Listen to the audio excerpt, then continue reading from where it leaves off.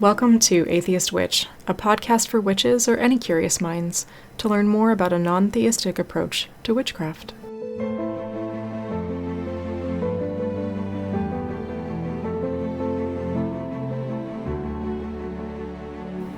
I'm sharing my journey as I find my way between actively practicing witchcraft and navigating a non-theistic viewpoint.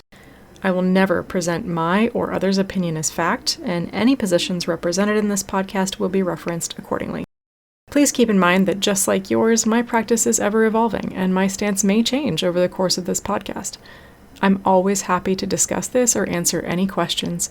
Please reach out to me on social media or email.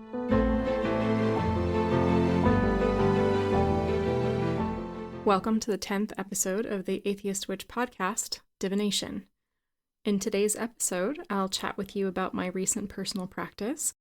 Then we'll take a deeper dive into divination methods, history, and insights, and how to use them as an atheist witch.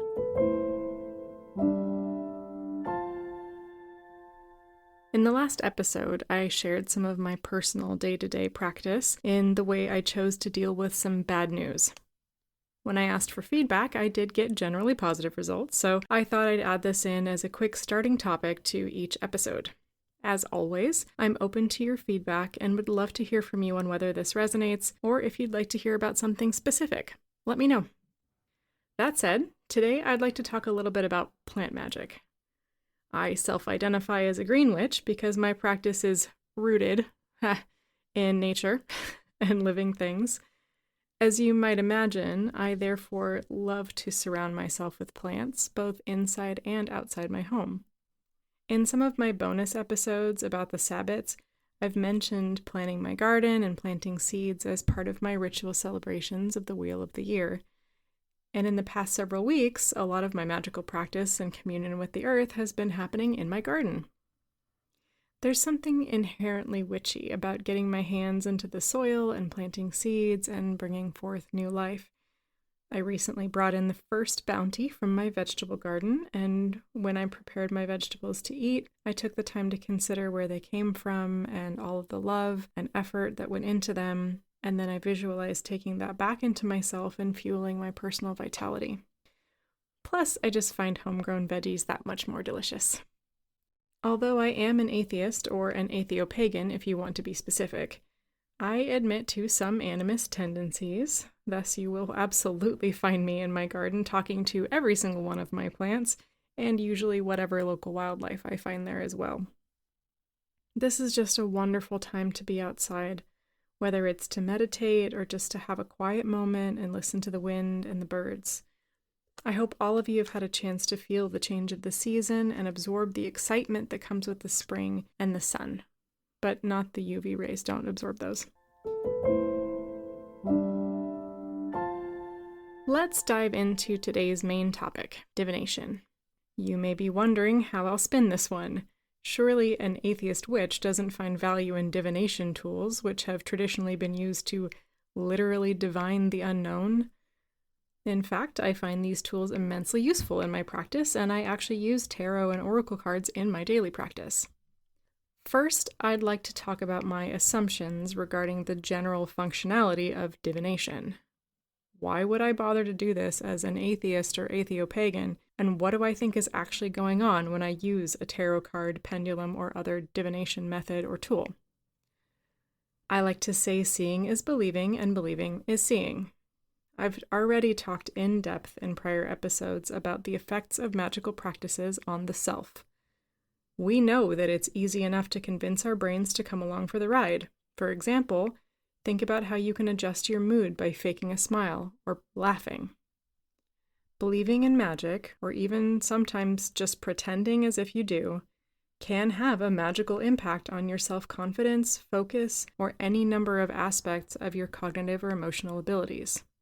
The power of ritual is profound, and if you approach divination in a similar light, it can have a similarly profound effect. Divination provides an excellent avenue for self-reflection. This is another one of those areas where a little bit of suspension of disbelief can influence your subconscious, opening up doorways or conversations that otherwise may not happen. Delving into your subconscious or even breaking down barriers to topics you may be resisting can be immensely helpful for self-reflection if you're willing. I also use divination as a method for achieving heightened focus or clarity. For example, I may draw a card or throw runes prior to a meditative session in order to inspire a creative pathway for my internal self to follow.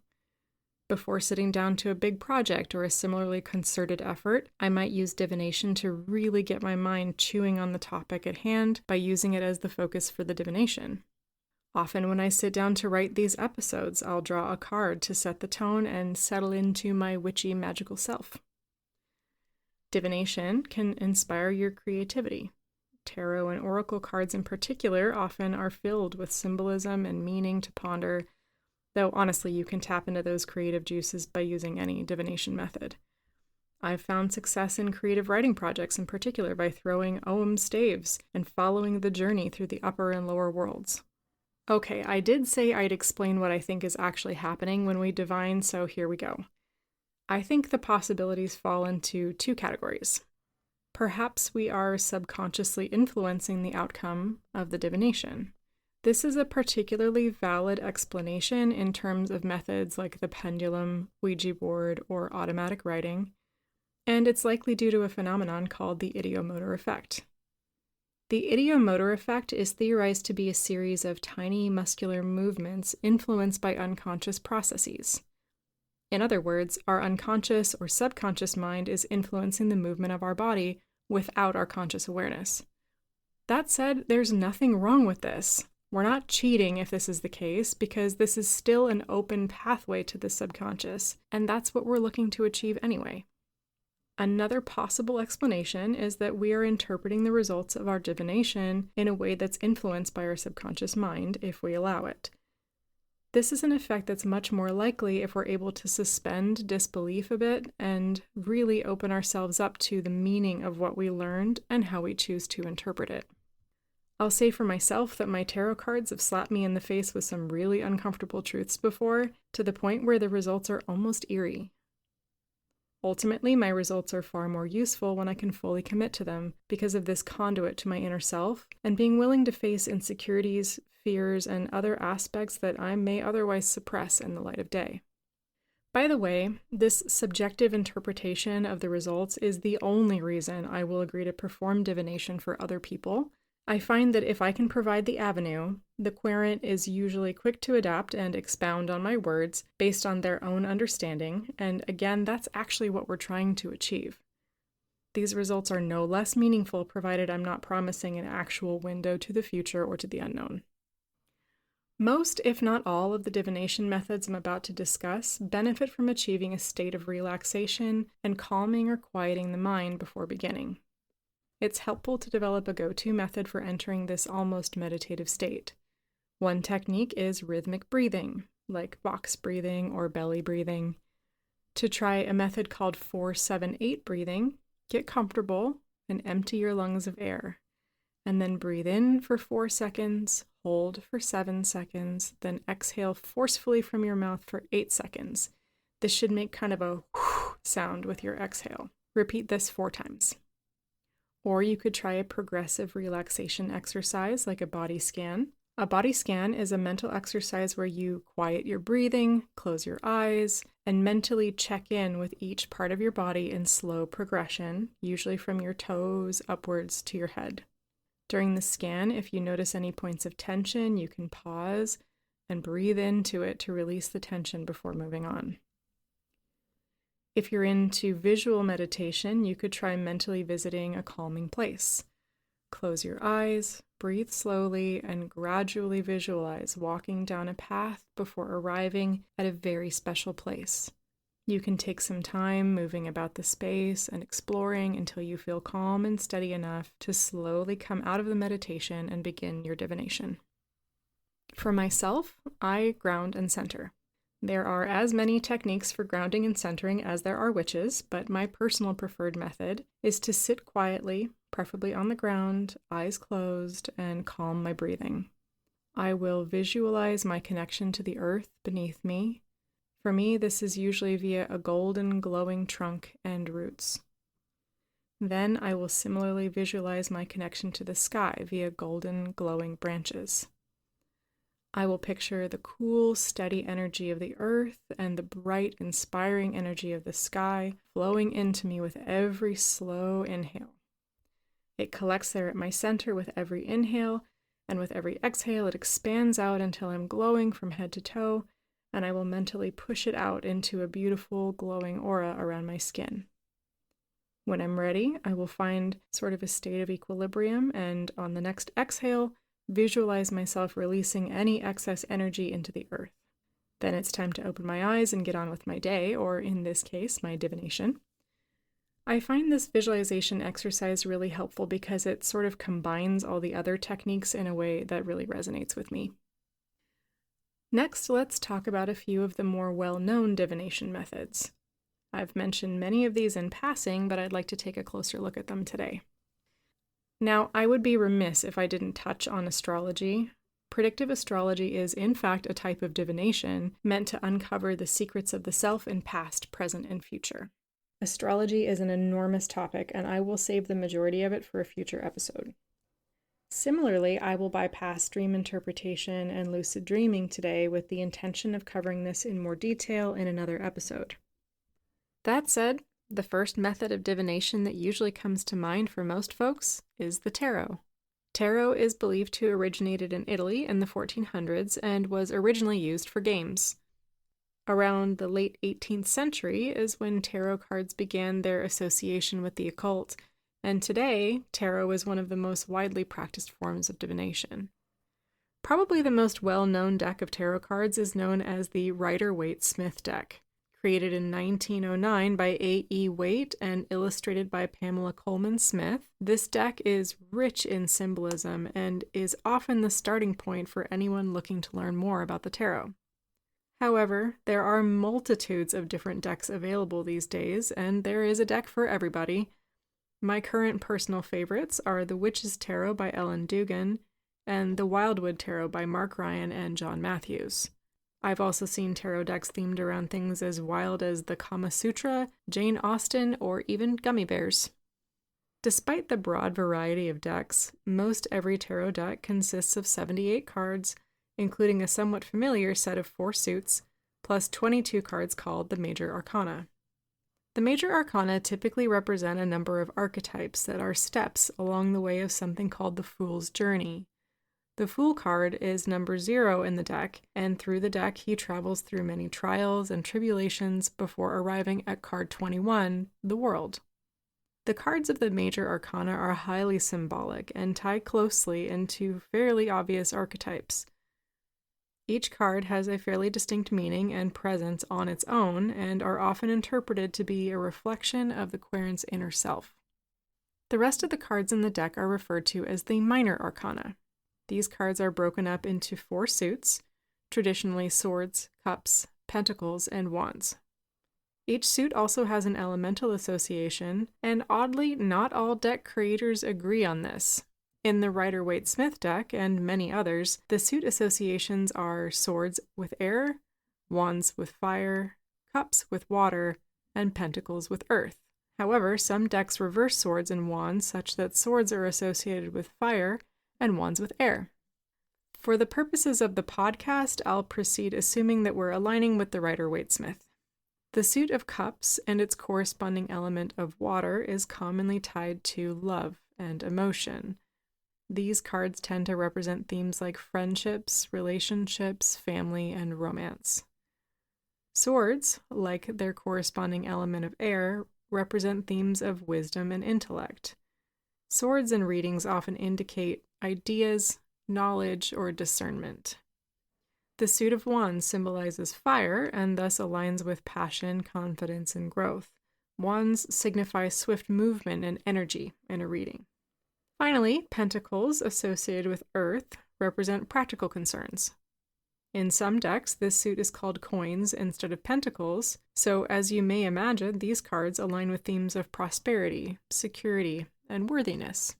Every suit in the Minor Arcana has a set of pip cards from ace to 10, followed by the court cards, consisting of a page, a knight, a queen, and a king. Studying the tarot is an interest unto itself. Some practitioners studiously seek to memorize the meanings of every single card and may work with one deck at a time to develop a deep understanding. Others tend to learn the general archetypes of the major arcana and then rely on tools like numerology and the symbology of each card to help them understand the cards in a given reading. One thing that's fairly consistent across tarot decks is the deep symbology of the cards themselves. Each card has a rich illustration full of symbols and signs to be interpreted. And for the most part, decks based on the Rider-Waite Tarot tend to have similar imagery. For example, the Two of Swords in a given deck is likely to feature a blindfolded individual with a fairly literal theme of not seeing what may be before you. While tarot decks tend to be fairly thematic and follow a similar, if not identical, structure, oracle decks are essentially free-form decks of cards with fluid meanings. In an oracle deck, there may be any number of cards, and each card has its own associations and explanations, usually provided as part of an accompanying guide. Some of my favorite oracle decks are the Seasons of the Witch, where each deck is themed around a Sabbath. The Yule deck, for example, is a deck of 44 cards with themes like hearth, mistletoe, and snow. Using tarot and oracle cards can be as simple or as complex as a practitioner wishes. Many witches and other tarot users pull a card of the day every day. This can be a one-card draw in relation to a specific question or just a theme to consider for the day ahead. I highly recommend pulling a card in the morning, writing down a quick note, and reviewing the card and notes in the evening for some daily reflection. An easy and useful tarot spread is the 3-card spread. The 3 cards can represent any number of things. Some common spreads are past, present, and future, situation, blocker, and how to proceed, or even 1 card for the core issue and then 2 cards for 2 different possible pathways. A more complex but still quite popular spread is called the Celtic Cross spread. The Celtic Cross, among others, is a spread that usually necessitates the use of something called the significator. The significator is a card deliberately chosen from the deck in order to represent the querent. A significator may be chosen from the major arcana as an archetype, or in some cases, you may choose one of the court cards from the minor arcana based on someone's age, gender, or zodiacal sign. For example, as a Leo, a fire sign, myself, I might choose the Queen of Wands as my significator. The Celtic Cross spread involves a 10-card pull plus the significator, and each card progresses the querent through the reading from the past to the present and the future, with meanings like, what is hindering you? And in case 10 cards isn't enough, there is an extended Celtic Cross spread that involves no fewer than 27 cards. In fact, some adventurous practitioners have created spreads that involve all 78 cards. Another spread that I'm quite partial to is the Wheel of the Year spread. I like to do this at the new year or in bulk as some inspiration for the year ahead. I'll pull a theme card for the year, and then I'll pull either 8 cards for the Sabbats, 12 cards for the months, or 13 cards for the moons, whatever feels most right at the time. I love to write down these results along with some commentary at the time, and then refer back to them as I enter each new phase of the year to find inspiration and commonalities. Although daily draws and card spreads are the most obvious use for tarot and oracle cards, they also function very well as inspiration for creativity or as focus for a ritual, as I mentioned earlier. Some users will even leverage their tarot cards in concert with other divination methods like numerology or even a pendulum. Overall, I find that tarot and oracle cards are interesting and inspiring divination tools with lots of potential for self-reflection. The next divination method I'd like to cover is the use of Futhark runes and Ogham fuse. Usage of runes and fuse is similar for both, which is why I'm grouping them together for the purpose of the podcast, even though they come from very different histories and places. The Ogham is a system of writing used by ancient Celts, dating back to about the 5th century. The symbols inscribed with the Ogham alphabet are commonly called fuse or feda, and the objects the runes are inscribed on are often referred to as staves. They existed primarily as a method of communication, and we don't really have much evidence that they were used for divination by ancient peoples. Many modern practitioners will associate each few with a specific type of tree, and some will even tie them into the Celtic tree calendar that was created by an author named Robert Graves in his book, The White Goddess. Okay, time for a really quick hot take. There are so many beliefs and practices within the general realm of witchcraft that falsely seek to tie themselves to ancient practices. And unfortunately, this is one of them. If your goal is to practice just like an ancient druid, the Celtic tree calendar is not the way. However, it's important to keep in mind that in the grand scheme of things, we have pitifully little knowledge of how our ancestors actually practiced. And in fairness, just because a practice is ancient doesn't make it superior or correct anyway. I implore all pagans and practitioners to be realistic, keep discerning, and above all, practice as thou wilt. It's okay if you really resonate with a relatively modern practice, or even just make it up as you go along. It doesn't make it any less effective or incorrect in any way. Okay, rant over. Ogham fuse do have meanings associated, even if they're not all trees, and can be used as a great form of divination with a lot of flexibility for interpretation. One terrific historical resource online is the Ogham Academy, and if you're interested in how to use Ogham as a language, you should go check it out. The Futhark runes are closely associated with Nordic traditions, although some evidence actually suggests they may have originated in southern Europe. There have been 3 main versions of these runes throughout history, including the Elder and Younger Futhark and the Anglo-Saxon Futhark runes. Similarly to Ogham, we have no evidence that ancient peoples used Futhark as a divination method. There are 24 commonly accepted runes, along with a blank rune called the Weird rune. The 24 are classed into 3 groups, or Ets, and each Et is associated to a specific deity and a general overarching meaning. Each of the Futhark runes has a special individual meaning and association as well. Although you can purchase a huge variety of runes and staves, it's possible to make your own by carving, painting, or writing on whatever collection of materials you like, including small stones or pieces of wood or ceramic. Using the runes for divination is similar to tarot. You can pull or throw a single rune, or a few at a time, or multiple depending on your purposes. Essentially, you'll mix them up in a container, usually a bag, and pull out one at a time. Pulling out a single rune or few can provide a simple answer to a question, or perhaps you could pull a rune a day to provide a theme for your day. Be sure to take the time to write these down and reflect on them again at the end of the day. Rune spreads and tarot spreads are very similar. A common 3-rune pull is the past, present, and future, but there are many different spreads using any number of runes. I suggest exploring and trying out a number of spreads until you find 1 or 2 that you really enjoy. Ogham fuse have a couple of specific and popular methods. One method detailed by Anne Mora in her Green Witchcraft series involves casting the runes onto a circular cloth and interpreting them as a journey through the upper, middle, and lower realms. In this system, each few is representative of either a realm or a pathway between realms. This is a really interesting and detailed method that's worth learning if you're into Celtic mythology. Another popular casting method using Ogham fuse is to draw staves and then read them from bottom to top like a tree, with those at the bottom representing roots up through the trunk and out onto the branches. This is a creative method that really does tend to resonate with green witches. One divination method that I use fairly frequently is the pendulum. A pendulum is basically any object dangling on the end of a cord or a chain.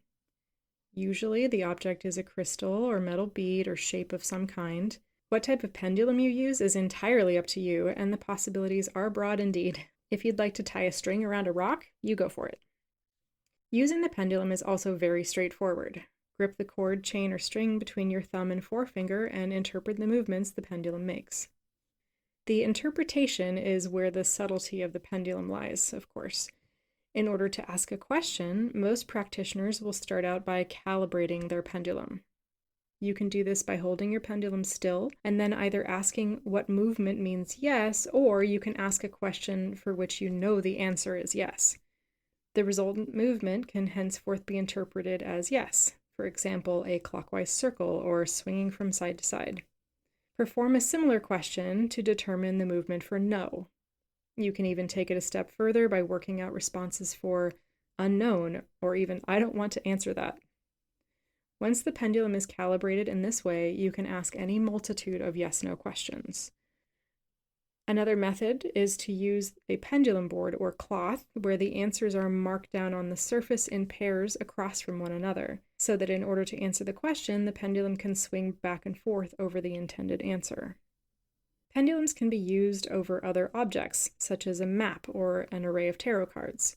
The user will slowly move the pendulum over the surface, and when it begins to swing, that indicates that the card or the position on the map is significant to the querent. I've also seen pendulums used in Reiki practice as a method for opening chakras, as chakras are said to rotate, and the pendulum can indicate the rotation and relative openness of the chakra with its swing. Tasseomancy, or tasseography, is the practice of reading the shapes of tea leaves in a cup after the tea has been drunk. This practice may date as far back as 5,000 years. To read tea leaves, begin by brewing a tea with consistent, reasonably sized tea leaves such as green sencha, Darjeeling, or Earl Grey. Keep in mind that for this type of reading, the tea leaves have to actually be loose in the liquid. Brew the tea while considering the question at hand and drink it down until about a teaspoon remains in the cup. When ready, the querent should swirl the tea in the cup 3 times and then place the cup upside down on the saucer. Leave it for a moment to drain and then pick up the cup and examine the leaves left behind. As you can imagine, a plain light-colored teacup is best for tasseomancy. Interpretation of the tea leaves is an art form in itself. Some practitioners jump straight to literal interpretation of the shapes in the cup, while others will read into the position of the leaves and the relative location of any shapes. Furthermore, some readers will provide an immediate answer, while others will take time and let their intuition lead. I find the traditional symbolism for the shapes in the teacup to be very similar to dream interpretation. As you can probably guess, I encourage practitioners to develop their own associations and correspondences before reaching for a written reference, but many resources exist for the interpretation of the numbers, letters, animals, objects, and symbols that you may see in the leaves. In a similar vein, tasseomancy is the reading of candle wax. This can be an interpretation of the blobs that are formed from melted wax following a ritual, or you can create a more deliberate structure by dripping hot wax into a bowl of water and examining the resultant shapes. Somewhat related to tasseomancy, capnomancy is the interpretation of the patterns of smoke created by a fire or flame. Scrying is the practice of gazing into a reflective surface, like a mirror or a bowl of water, in a dark room, and interpreting whatever visions arise. This is achieved by creating a dim, relaxed atmosphere and then observing the water, mirror, or perhaps a crystal ball until visions appear, either on the surface of the object or in the mind's eye. Another interesting method for divination is automatic writing. Automatic writing is a method by which the practitioner attempts to write or draw from a completely subconscious source. Many authors, poets, and other creatives have historically used automatic writing, including Rudyard Kipling, Lord Tennyson, William Butler Yeats, and even Aleister Crowley, and it's still used by modern authors today. Automatic writing obviously isn't limited to folks who are trying to write the next great novel, however, and this fairly straightforward divination method is open to any practitioner who can hold pen to paper. So where are the words coming from? That depends who you ask. If you're asking me, automatic writing is a textbook example of the ideomotor effect I mentioned earlier in the episode. Theists may tell you that you're acting as a conduit for deity, and spiritualists may claim that automatic writing is a message from beyond the veil. No matter the source, automatic writing is honestly quite fascinating, and the results can be surprising. In order to try this, you will need to set up with a pen or pencil and a large sheet of paper, and you may wish to tape the paper down to your surface. Typically, you don't want any part of your arm actually resting on the surface, and your elbow should be at around 90 degrees. Some folks will even use a planchette or a sling to support the hand, wrist, or arm in a way that allows for free movement. Next is to relax and quiet your mind. If you have a specific question, you might repeat that to yourself several times before settling into a relaxation method. Your primary task is to completely forget about the writing hand. So some of those meditation and visualization methods that we talked about could be very helpful here. You may even do this as part of a ritual to achieve a trance-like state before you begin. And before long, your hand should begin to move on its own and produce words, shapes, or pictures. When you're done, take a look at the results and evaluate them the same way you might evaluate the outcome of any other divination practice. This is controversial among automatic writing purists, but I've also heard of skilled typists using a keyboard for automatic writing. Personally, I think that if you're able to achieve a highly relaxed state and forget about your hands, there's no reason why that wouldn't work. This certainly isn't an exhaustive list, as other popular methods of divination include palmistry, oomancy, or the reading of eggs, and the reading of the I Ching. Because humans have been practicing divination since the dawn of time, we've developed some unusual methods. I thought it might be fun to take a quick peek at some of the more creative options. A lighthearted and infinitely accessible divination method is the interpretation of clouds. Clouds can be interpreted similar to any other ideography-based methods like tasseomancy or dream interpretation. Gastromancy is the art of divination by listening to tummy grumbles. The sounds of digestion were originally thought to be rumbles from beyond. Diviners have found ways to use all sorts of cards in cartomancy, including regular role-playing cards or even Magic the Gathering or Pokemon cards. Alluromancy is the name given to using flour or baked goods for divination. Sometimes objects or slips of paper were hidden in breads and cookies. After all, who hasn't occasionally gotten a prophetic fortune cookie? We discussed tasseomancy, but what about oghanomancy, the divining of wine? With every divination practice or method, keep in mind that your results are intentionally subjective. I find it helpful to write down my methods and results, including my initial observation, and periodically revisit the results, especially over time. Many of these methods also improve with practice, so be patient and keep an open mind. Fitting divination into an active practice can take any number of forms. I've mentioned a number of ways that I like to use it, and I encourage anyone who's interested to try out various methods in various ways. I would love to hear about how all of you use divination in your practice. Drop me a line on email or social media if you'd like to share. Obviously, a podcast episode is not nearly enough time to dive into a lot of detail on these methods. Methods of divination, to a one, have rich histories, traditions, and plenty of superstition. If you're interested in learning more, a good general resource for getting started with these methods is Llewellyn's Complete Book of Divination. Some witches really look down on Llewellyn as a publisher, but in general, I find that the Llewellyn's Complete series is a good jumping off point for a number of topics, if not necessarily an authoritative reference on their own. Often, I will delve into the bibliographies of these books in order to find additional resources and learn more. For exploring tarot, I recommend checking out Fearless Tarot by Adam Elliott, and for Ogham, I already mentioned the Ogham Academy and Anne Mora's Green Witchcraft series. That's all for today. Thank you so much for joining me for episode 10 of the Atheist Witch podcast on divination. Coming up next is a special episode about traveling as a witch, as well as the next bonus episode of the year, Letha. Thanks again for listening, and I'll talk to you soon.